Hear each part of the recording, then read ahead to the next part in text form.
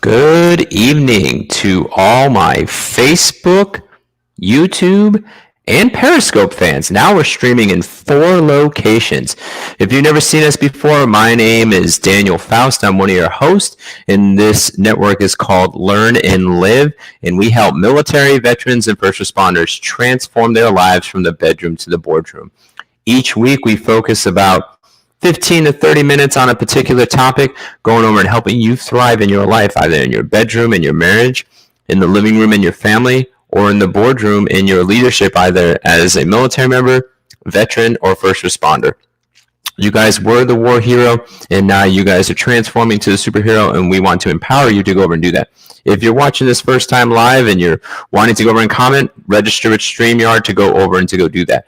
If you have any comments or questions, this is always a dialogue. All right, so I want to give an exciting couple announcements. Number one, bam, I'm branded. Look at that. It's in the screen. It's on my shirt. It's on the cup. I love it. So if you guys are looking for branded swag, I shall be branding myself for the rest of my life with this logo. Well, can't 100% guarantee, but that's the goal. So we are branded. The t-shirt just came in today. We're actually going to try to see if we can build face masks and see if we can go donate them. To go over and do that, we're going to try to see how much they cost and how much we can go over and donate. So if people want to go get a free mask and they need a mask, I'm probably going to donate a couple $100. So get back with me if you need a face mask to get out in public. So put that in the feed and I'll get back to you. So if we get enough requests, we'll go over and do that. All right, so we're going to go jump into our content. So if you never joined us before, each week we go into a different room, and eventually this whole entire garage is going to be converted to a bedroom, living room, and boardroom. So you have the feel of coming into a bedroom, living room, boardroom when you're in this conversation. So this week's topic is boardroom tornado leadership. Because what happens is you have moments to minutes to get your family safe when a tornado strikes. And yesterday out here in Dover, Delaware, we had tornado warnings, and we literally had to go downstairs, and we had moments to minutes. And it actually struck a tree near the base commissary. If you want to see it, I'll send you a photo. It actually snapped the tree like right in half. And we had to get inside. Some people, clouds got dark and then funnel happened and whatnot. But this is what happens in a tornado, that you have moments to minutes to get your family safe when a tornado strikes. But the same thing happens when you enter into your leadership team. And your leadership team might be coming into a tornado. So I want to ask you this question. Does your team feel safe? Are you just blowing through with all your emotions and all your feelings? Because that's what we're going to be talking about tonight, is we're breaking down emotional intelligence. So I'd highly recommend you go buy the book, Emotional Intelligence 2.0. I can send you the link if you want to have it. And this is the question you need to ask yourself. Because that question I just asked you, the team feeling safe, this is a vital question that you need to ask yourself and your team.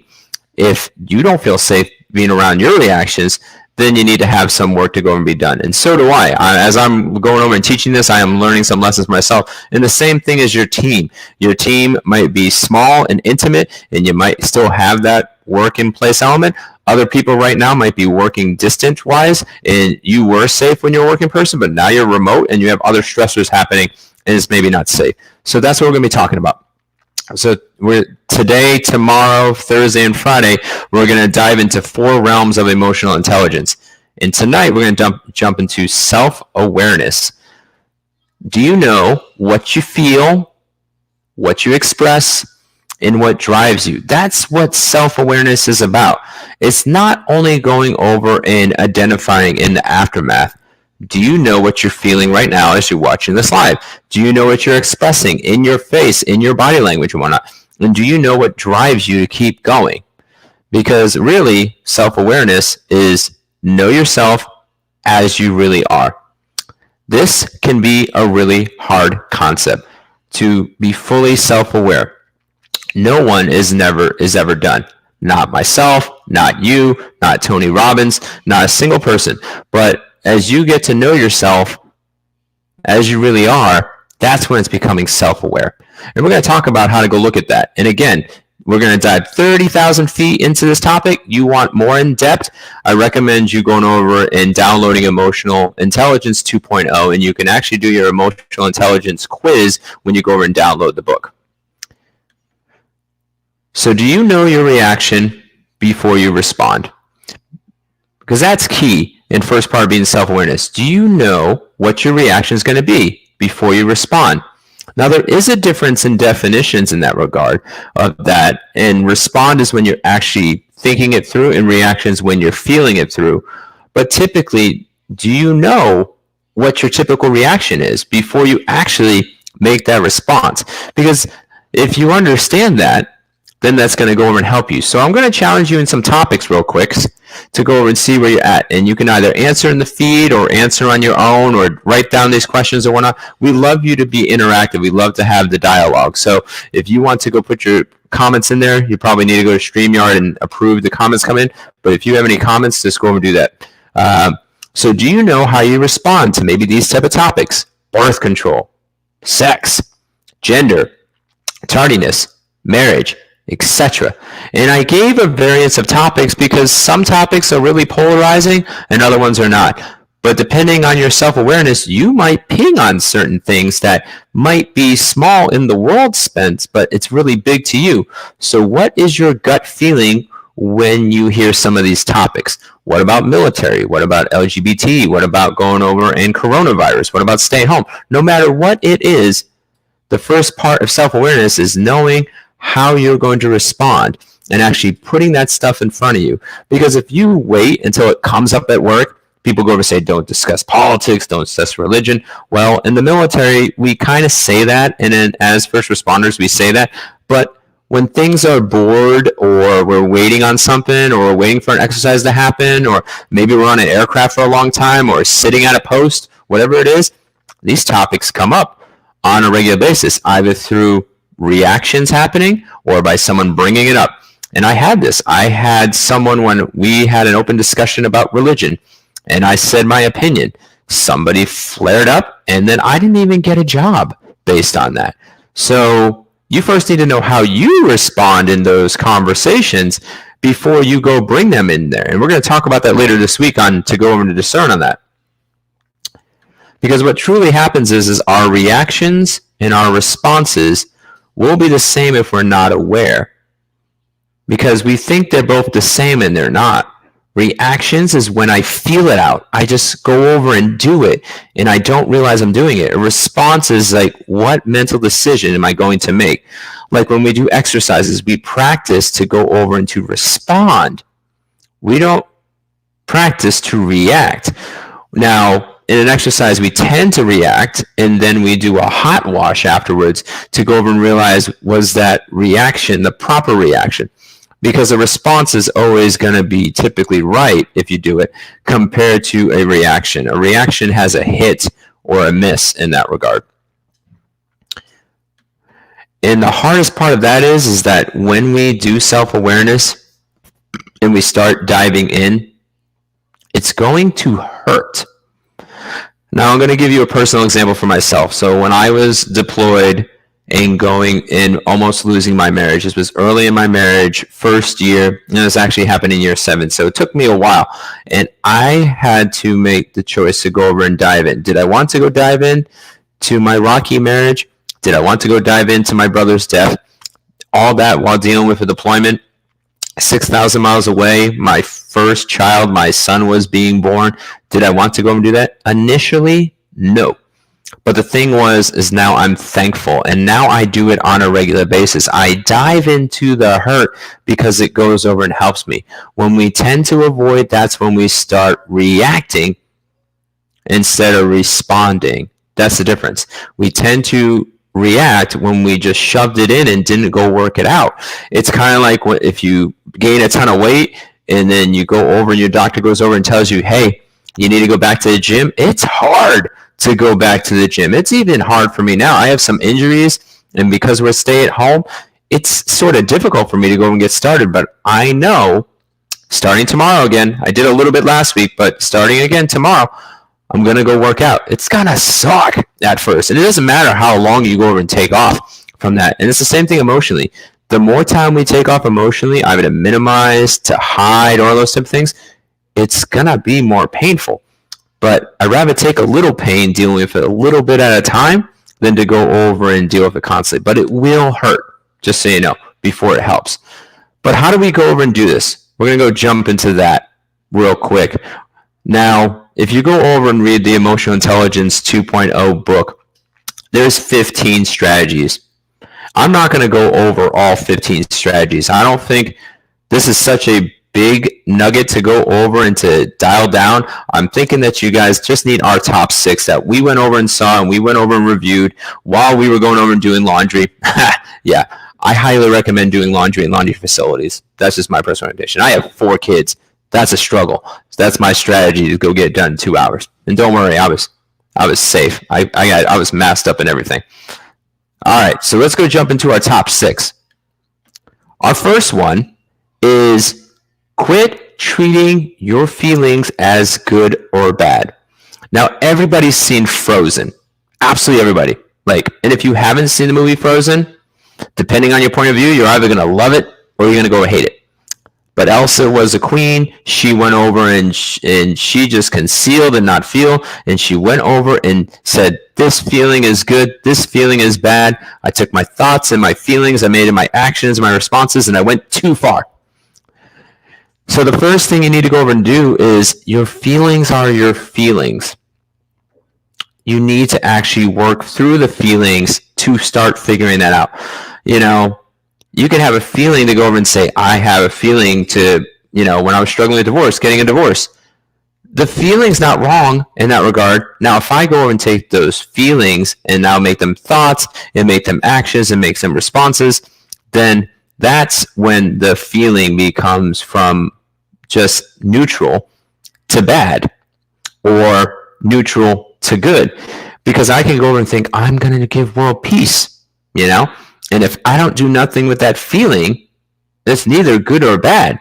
But if people knew I had these feelings and had these thoughts and had these actions and had the solutions and went over and didn't do anything, they're going to be like, that's bad in that regard. But the initial part of the feeling is not good or bad. It's time to go over and to wrestle with that is going to be helpful in that regard. The next one is the ripple effect, is that when your feelings now come out of you, and your emotions come out of you. A lot of times we go over and say, it's just forgive and forget. Oh, it's just a quick moment and notice a thing. I just lashed out or did whatever or did that nature. That doesn't go over and happen. It doesn't just go over and stay within you now when you take your feelings out. This typically happens at work. Someone goes over and lashes out at work and we think everything is fine, but it's not. It brings up other feelings. It brings up other actions. It brings up other responses. One of the most amazing examples my wife gave me in my stupidity when I was emotionally stupid. I'm always growing and learning, but I was really emotionally stupid. I was lacking knowledge and wisdom in a specific area, and that was emotions. That's what stupid actually means. And my wife said, each time that you're sarcastic, and this is while we were dating, she's like, it's like a razor cut. And she's like, you're sarcastic so often, it's like thousands of razor cuts. In my mind, visualizes almost like Hellraiser. And instead, my wife is in the anatomic position. I'm going to see if I can do this. So I'm imagining my wife in the anatomic position like this, standing up, and literally just seeing thousands of razor cuts going on her sleeve in that nature. It's the same thing. The ripple effect is like when I allow my emotions and I don't go over and deal with them, and then I explode or you explode or whoever explodes, it has this ripple effect. But for me, it was razor cuts, and that's what got me to go over and say, I need to have better emotional intelligence, know when to respond to things compared to react to things. Our next one is lean into your own discomfort. Emotions are hard. We go through a lot of crap. We're going through this at the stay-at-home. Military people are going over and deploying. People could have unrest in their marriage and their family and everything else. But the thing is that most times we as a culture tend to go over and wait. It's the difference between a doctor's visit versus an ER visit. And my family has had several ER visits either because of medical complications or whatever. Here's a perfect example.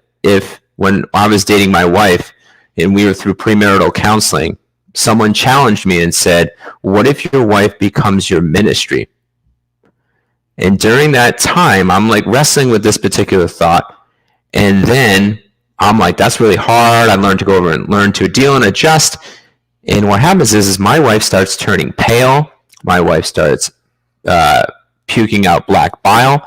And literally, we had to go to the ER because she had a cyst on her ovary and it exploded. So we had to go to the ER. When we go to the ER, typically, it's kind of on life or death terms, and that's what it was that day. And that life came out of it, and she went over and lived. But if we didn't go to the ER, she wouldn't have survived. But imagine what if we knew in advance that she had those things. The bill would have been maybe $50. It would have been some medication. It would have been elective surgery, whatever it is. It was $25,000 for 12 hours. It's the same thing emotionally. When I don't lean into my discomfort, when you don't lean into your discomfort, you're putting an emotional bill that you might not be able to go over and handle.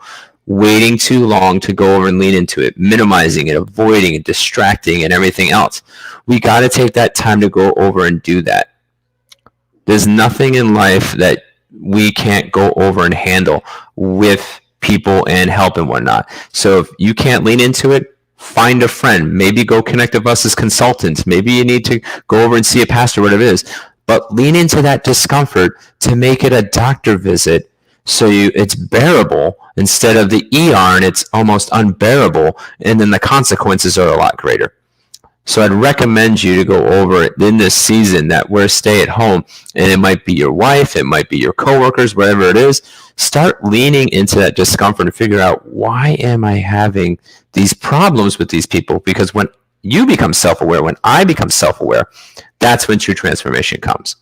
So we're going to take a break for a moment for a comment to go over and see if there's a question at all. All right, Mandy King says hi. Thank you for joining. All right, we're going to go back into it. 1 second. Boop. Just wanted to make sure I answer these comments. Our next one is, know who and what pushes your buttons. This one's huge to deal with self-awareness and emotional intelligence. Is I need to know who or what pushes my buttons. And what more it really means is more of the what. Because a lot of times, like for me, like I go over and me and my wife are totally opposite. We've now grown immensely in the past 6 years, but we're totally opposite. And I have people at work, the same thing, that might reflect my wife's certain attributes, and we don't get along. It's usually not the person. Let me say it again. It's usually not the person. It's what they go over and do. Because my wife can irk me by doing X, and because she's closer in proximity, it's harder to deal with. You know, but when someone's at work going over and doing it, I kind of let it slide by. It's really the what, you know, not the who in that regard. Now, sometimes it is the who and you need to figure out, but when you figure out the who pushes your buttons, you need to figure out the what pushes your buttons. So ways to go over and deal with it. You might need to take some mental exercises and say, Johnny goes over and speaks loud and he's very boisterous. He's always boasting about himself. And I just don't, and I'm just not, I'm more of a humble person, and I think it's braggadocious if they're going over and doing that. Or maybe it's Susie going over and flirting at work, and you think work needs to be more of a professional place instead of a personal pickup place. Whatever it is, it's something that it's your reactions, typically, hopefully transformation to responses is going to make things easier. But if you don't know who's actually triggering you, which really roots down to what's going over and triggering you, you're just walking like a volcano, inactive and waiting for it to go over and explode. Self-awareness is going over and realizing, like, why does that irk me? Is it because of the person, or is it because of what they go over and do? Is there a value that I have? Is there a belief that I have? Is there a pet peeve that I go over and have that goes over and resonates with me inside that really grinds my gears? I know for me, it's pace. For me, it's pace. It's more than pace than person. Like if someone's going really slow at something and I'm running to go really fast, that kind of irks me. Or vice versa. Like when I drive really slow, and I don't like going over and getting honked at and all those other types of things. And I stay in the right lane. You know, I'm eventually going to hire an Uber driver and never drive again, you know, but it's knowing those things on what pushes your buttons is going to make your day a lot easier. Because when you become self-aware, you become be aware, and then you can grow into this emotional intelligence. All right, we have a couple more. Next one is stop and ask yourself why you do the things you do. So this one goes into digging deeper in this particular regard. Why do you react or respond and you do the way you do? Like going over and saying, all right, like when I used to rant at the fridge. I used to come in and my wife used to go over and maybe not organize something and I would just go rant and I would just become a rant fest. And I realized that that's part of my brokenness. I'm not dealing with my personal junk. And since I'm not dealing with my personal junk, I'm passing on my personal junk to her. And I had to go over and to do that. I had to go over and dig deep, which a concept that we thought of as we were reading this book, and maybe something you go over and do, and it's kind of benchmarked off the book, is emotional mapping. And what emotional mapping is writing what I've done, maybe in the day, in the month, with like a bad response. Maybe it was at work and I shot my mouth off, or maybe when I remember a time when I gave I told a sergeant a suggestion, and then he go over and he said, "Why are you getting into this?" And then I reacted back, and then he pulled rank on me, and I almost reacted more, and I had to pull back. And the reason why is when I don't feel valued for my position, I kind of step up and I get disrespectful. The thing is I can't control his or her respect. So I need to go over and to temper that with is that I let them go over and choose their respect level. Now, there's a universal respect level in the military. There's rank and there's things and there's overall human dignity. But the thing is that if he wants to use rank when he's intimidated or she's intimidated, I should not be taking that personally. That is his or her choice in that response. And that's emotional mapping, looking that back and taking that. This would be the most painful thing to do out of all the steps, but it's actually the most freeing thing in those steps because it gets you to realize what lies you're believing. Might have came from your childhood, might have came from some repressed memory or whatever it is. It helps you go over and to learn to respond in a proper way. And our last one is visit your values. Stop the tyranny of the urgent. There's a great little book from Charles Hummel called The Tyranny of the Urgent. Again, the book's name is The Tyranny of the Urgent by Charles Hummel. It is roughly a $2 book, and it's only 15 pages, and you could read it like in 15, 20 minutes. What goes over and talks about is that we tend to just do the urgent. And we just allow things to go over and flow. And the reason why, and that's what usually happens with emotional intelligence, is that if we just allow things to go over and come, and we say yes to everything, and we just allow it to go, our lives don't become free. Then we become emotionally burdened, and then we viscerally react out passively or actively, and then we go find out that we're exhausted. So I'm saying to visit your values, you first need to learn to figure out what you value. Because if you don't figure out what you value and you're just doing stuff, you're going to be in the tyranny of the urgent, and that can go over and emotionally have you stressed, angry, depressed, whatever emotion you're going through, and it just exacerbates it. So maybe you need to take an inventory of what is important to you and then put those things or those people in your life to go over and to thrive. So you might need to take a values inventory. Now, we go over and teach values through a certain system called the bank code, and you can go over and get back with us, and we can go over and give you a digital cards of that to see what your basic values are. This would be a good start, but really to go an emotional value is you have to go over and start thinking that emotional mapping again, looking back and saying, why did I react that way? Then you can figure out what you value. Now, if all things else, because that's pretty much our top 6 list, I want to leave you with a golden grenade. I'm going to start doing this now with our lives, is the one thing, because you're going to forget, and I don't mean accusatory, every person, including myself, if it's not written down, it's not inventoried, it's not going over, and unless it tugs an emotional string with you with a heart and head movement, you'll forget.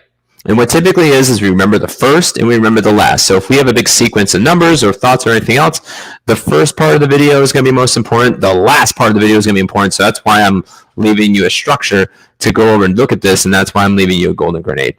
So the thing I want you to go grasp tonight out of anything else, out of self-awareness, this golden grenade to go over and do and to remember is E over I sets the lie and I over E sets you free.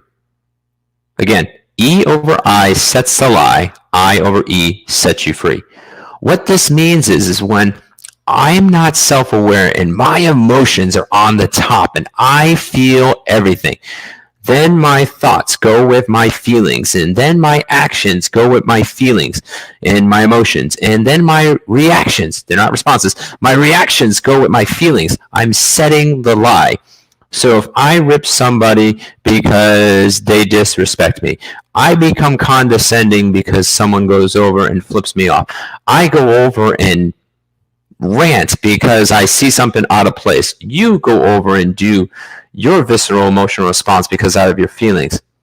Then I are setting the lie. We put the lie in motion, and then and as our mind goes over and does it again and again, it becomes a neural rut and we get stuck in it.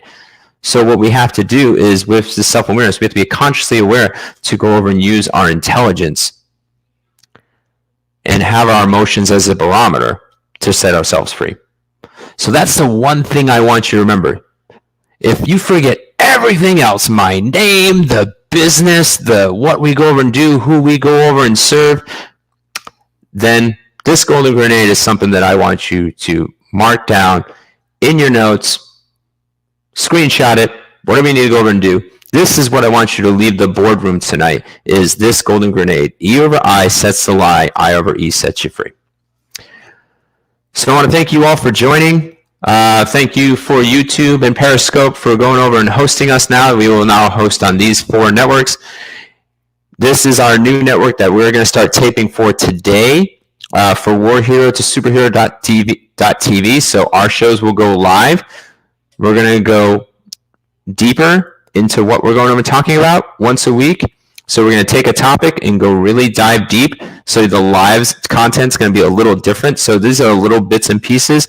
When you go on the TV show, you're going to get really, boom, right in there, going over and transforming you one war hero at a time, becoming a superhero. So we thank you for all joining. If you need some swag, you need some brand, we love to go and connect with you. And if you're struggling, the most important thing, if you're struggling in your marriage, struggling in your family, struggling in your leadership, in your military, veteran, first responders, you can go over and contact us. 1 20-minute session free, discovery call to figure out what direction you need to go, what room you need to go over and visit to go over and to thrive. Maybe you need all 3, maybe you need just 1, maybe you just need a 20-minute session to go over and just vent some things out and go over and talk. We are here to go over and serve you, especially in this season. We want to leave no veteran, leave no first responder, leave no military person behind. That is our heart, that is our goal. So we'd love to go over and connect you, love to go over and serve you. We hope that this is serving you well. Any questions, always a dialogue. Put the comments in there. I read every single one. My host, whoever's on here, will be reading every single one. We will be responding to you in some sort of fashion to know that you are there, you are valued, we care for you. So that's pretty much it. I'm not going to babble anymore. But again, love to connect you. Swag! I love it. All right. Check you guys later. Bye.